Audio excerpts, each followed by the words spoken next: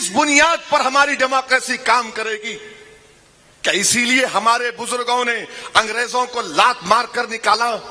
क्या इसीलिए हमारे बुजुर्गों ने काला पानी की सजा काटी कि एक मेंबर ऑफ पार्लियामेंट जब पूना को आएगा तो यह कहा जाएगा कि तेरी जान को खतरा है, तू भड़काऊ भाषण देता है, तू लोगों को लड़ाता है? अरे गाली देना है तो इससे और बदतरीन गाली क्या हो सकती है? आप मुझे इसलिए कह रहे हैं कि मेरा नाम असदुद्दीन ओवैसी है। आखिर कितने नोटिस दोगे मुझे? महाराष्ट्र में नोटिस, हर जगह नोटिस। मैं क्या बोलता हूं?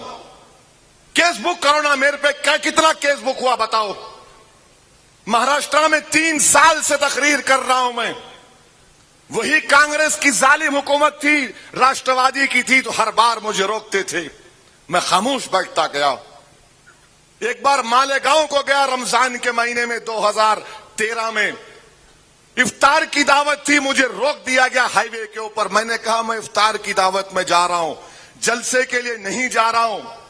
तो कहा गया कि नहीं आप नहीं जा सकते। मैं रोजा खोलने जा रहा हूं, मैं हैदराबाद से 7 घंटे का सफर करके आऊं, मुझे रोजा खोलना है, नमाज पढ़ना है, मुझे वजू करना है, नहीं जाने दिए मुझे। मैं खामोश हो गया। कहां कहां मुझे नोटिस नहीं दिया, खामोश हो गया। याद रखो, मेरे सबर का इम्तिहान मत लो। तुम लोगों को वास्ता पड़ा होगा दीवानों से, मगर मैं इन दीवानों का बाप हूं, याद रखो।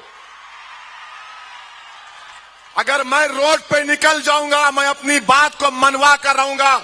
मैं बार बार कह रहा हूं कि जेल मेरी आवाज को नहीं दबा सकती, सिर्फ मेरी आवाज को कोई चीज दबा सकती है तो मेरी मौत। तो मारने वाले मार मुझे, मैं खड़ा हूं तेरे सामने।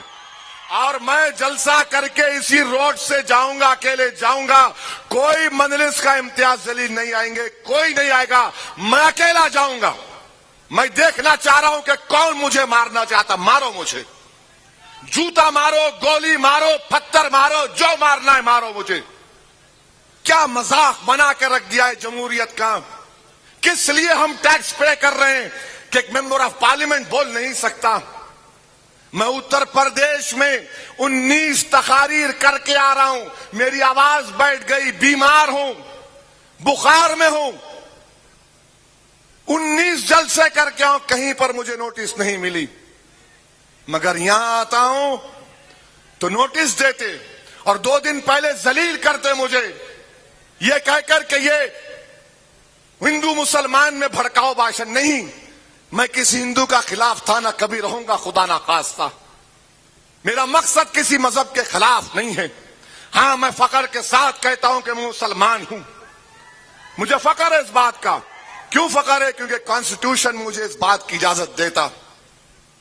मैं अपनी मजहब पर चल सकता हूं। मगर ये जलील करना, ये कौन सी ईमानदारी की बात है? क्या कर रहा है महाराष्ट्र का स्टेट इलेक्शन कमीशन?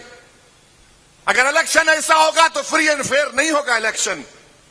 किसी और पॉलिटिकल लीडर को नोटिस नहीं देंगे, सिर्फ असदुद्दीन ओवैसी को देंगे। दूसरे आएंगे, चले जाएंगे। दूसरों के ताल्लुक से नहीं कहते कि तुम्हारे भाषण से लोगों में तनाव पैदा होगा, नहीं, मेरे भाषण से होगा। बताओ, ये सेक्युलरिज्म है, ये रूल ऑफ लॉ है, ये फंडामेंटल राइट्स है, ये कॉन्स्टिट्यूशन का पास और लिहाज है, ये model of code of conduct है? क्या है मुझे बताओ। मेरे भाई, अफसोस होता है, मुझे अफसोस होता है कि हमारा मुल्क किस रास्ते पर जा रहा है। जो लोगों की सोच है, याद रखो, तुम मुझे आज इस तरह कह कहकर नोटिस देकर मुझे जलील कर रहे हो, मगर याद रखो, जिस चीज की आप शुरुआत कर रहे हैं उसमें हिंदुस्तान की जमहूरियत कमजोर ना पड़ जाए, खुदा ना खास्ता। अजीब और गरीब मामला है। एयरपोर्ट से उतरते की नोटिस दो ना, देवेंद्र फडणवीस को नोटिस दो, मॉडल कोड ऑफ कंडक्ट है, सब बराबर है, कोई बड़ा नहीं, कोई छोटा नहीं। उद्धव ठाकरे आएगा, उसको दो, शरद पवार को दो, अजित पवार को दो। क्या पूना किसी की बाप की जागीर नहीं है? पूना सब हिंदुस्तानियों का है, हर मजहब के मानने वालों का है। मैं किसी के लड़ाने नहीं आया हूं। मेरी बात अगर किसी को पसंद नहीं आती तो मुझे माफ करो, मगर मैं अपनी बात को रखूंगा। ये हिंदुस्तान का कॉन्स्टिट्यूशन मुझसे कहता है, अगर मैं गलत बोलता हूं तो केस अभी बुक करो, ले जाकर मुझे जेल में डाल दो, मैं तैयार हूं। अगर तुम ले जाकर ख्वाजा यूनिस की तरह मुझे एनकाउंटर करना चाह रहे, कर दो। मैं मौत से नहीं डरने वाला।